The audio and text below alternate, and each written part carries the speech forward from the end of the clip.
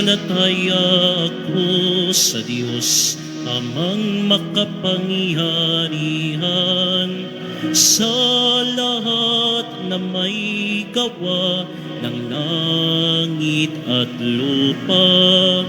Sumasampalataya ako kay Hesu Kristo, isang anak ng Diyos, Panginoon nating lahat.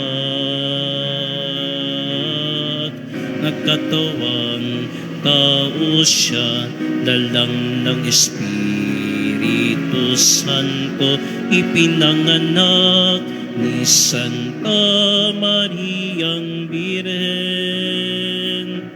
Pinagpakasakit ni Poncio Pilato, ipinako sa krus, namatay nilibing, nanaog sa kinaroroonan ng mga yumao.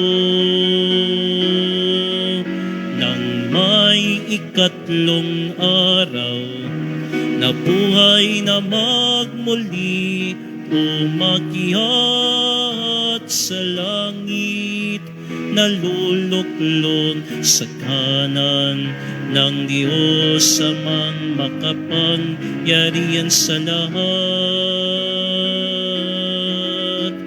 Doon magmumula ang paririto at hukom sa nangabubuhay at nangamatay na tao. Sumasampalataya naman ako sa Diyos Espiritu Santo, sa banal na simbahang Katolika, sa kasamahan ng mga banal, sa kapatawaran ng mga kasalanan, sa pagkabuhay ng muli ng nangamatay na tao, at sa buhay na walang hanggan.